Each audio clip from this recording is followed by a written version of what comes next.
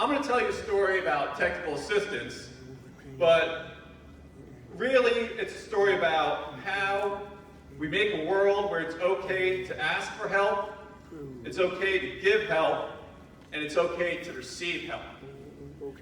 So, in order to do that, I'm going to have to tell you a short story about myself. Now, I'm going to warn you ahead of time. We're now at 8 minutes and 24 seconds.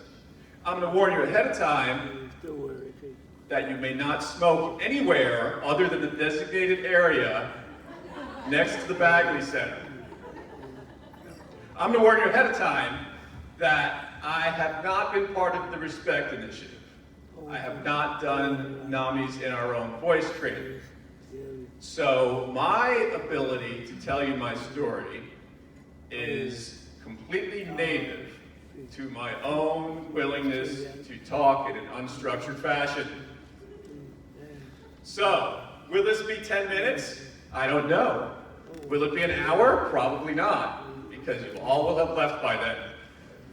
But at the end of this story about kind of who I am and where I come from and how I ended up doing this work somewhat by accident, I hope you'll understand why being able to help organizations like Wings be the voice of recovery is so meaningful to me personally, and I think so important for the way we think about mental health and the future of what the world's going to look like when we consider mental health, behavioral health, and substance use. So, here's the story.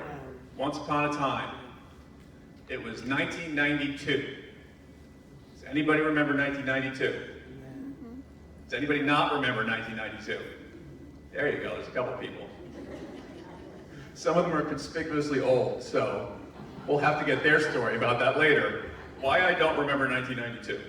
Okay, so I was a sophomore in college. I went to a pretty small liberal arts college in upstate New York. There were only about 2,000 people in the entire school, right? So a tiny place. The kind of place where you would expect people who were fortunate, who had bright futures, knew what they were going to be doing and had their act together, would go. So it went that way for me at the beginning. Then things kind of went off the rails when I was a sophomore in college. I had an experience where I got really ill in a way that sort of couldn't be explained.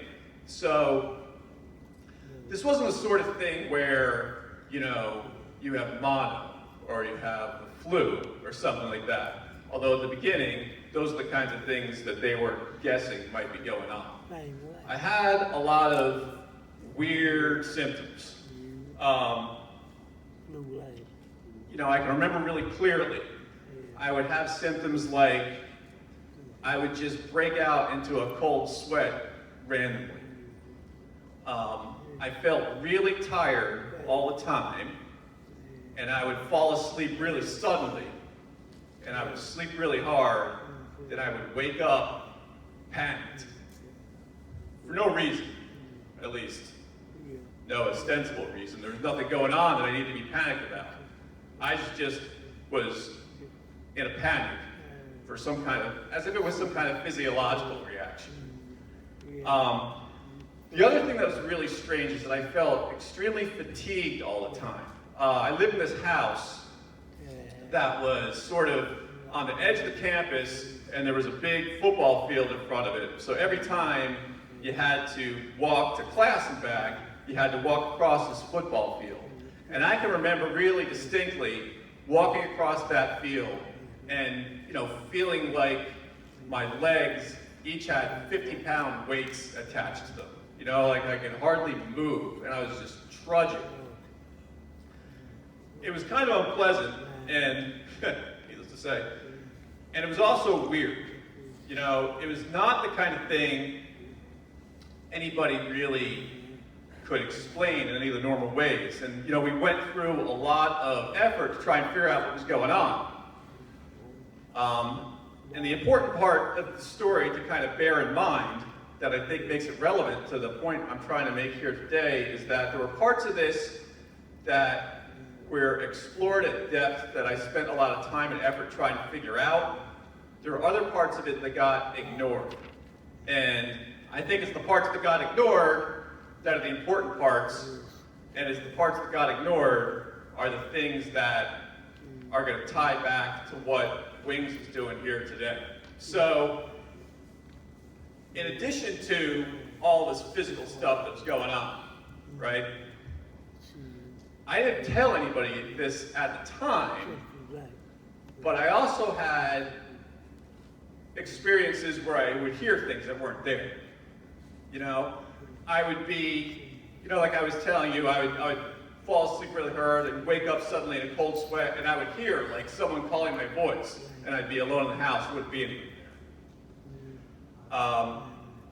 I also, part of the story, you know, because I think that in this phase, I had these things that were going on with me physically. I figured, oh, there must be a reason why this is happening, right? Now, one of the things, and those of you who remember 1992, which I think was most of you, might remember was that this was a period during which HIV and AIDS got a lot of public attention. You know, it was a major public health crisis, and you know, everybody was really focused on that, and it wasn't like it is now where there are a lot of medications that would allow you to manage it. You might remember, I'm pretty sure, I didn't look this up, but I think this is that year or shortly thereafter was when Magic Johnson came out and said he was HIV positive, one of the first celebrities to do that, right? And of course, famously, one of the first people to sort of not develop AIDS because of the types of medical interventions he had available to him. So anyway, point of that was that I kind of became convinced that I had HIV, right? And so I went through this whole dance with myself where I thought, oh, I definitely have HIV, I'm gonna have AIDS, and I'm gonna be dead within a year. I know this is a fact. I was totally convinced that was real. The problem is, I eventually went and got a test, and it was negative, right?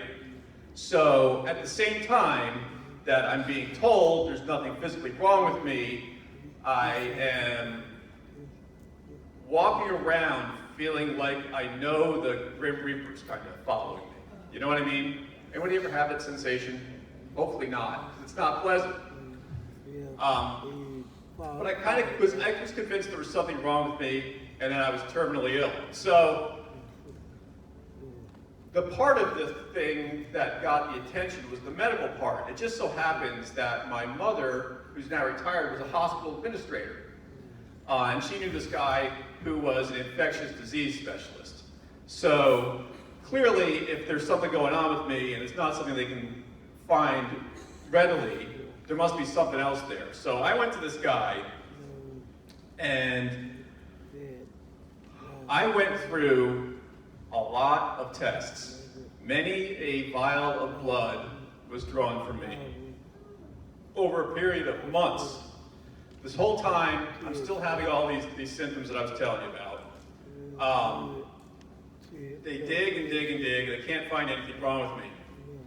And, you know, by the time I got to the end of this process, I remember the doctor came out, and he had a folder that was like the size of a phone book. And it was all the test results, all this stuff they've done to me to try to figure out what's wrong with me. And he dropped it on the table, and he says to me, "You're far too young and healthy to have a folder like this." So he kind of decided that this would fall under the category of chronic fatigue syndrome, which is something that was big in the 90s, kind of like Nirvana or grunge, chronic fatigue syndrome. So, it's not a diagnosis you really hear about as much as you did back then. It was sort of a catch-all with, we know you have chronic fatigue, we know it's not fibromyalgia, we know it's not any other virus, we don't know what it is. This is some kind of autoimmune reaction we can't necessarily explain. But the other thing he did the last time I saw him was that he gave me the card of a psychiatrist. At the time, I thought that was weird. Now, you got to remember all these other things about, being convinced that I was terminally ill, hearing things, feeling this sort of haunted, creepy feeling I had all the time. Things that now, 25 years later, 27 years later, I can recognize as clearly being mental health symptoms. I never told anybody about any of those things. I told everybody about, I feel like I have a fever, I can't sleep, I can't wake up, my muscles ache all the time. I didn't tell them I'm hearing things. I don't know why I did.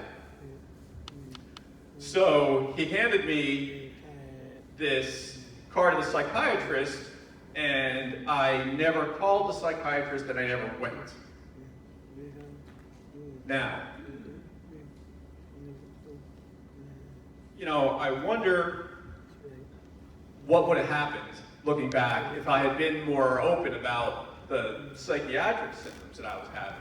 What would have happened if I'd gone to that psychiatrist? Maybe I would have been better off, maybe not, who knows, right? But there was definitely something that held me back. I was afraid to be open about those kinds of experiences. And so that was sort of a dead end. Now, what kind of recovery story is this? I don't know. I don't know if this is a recovery story, having not taken either of those trainings.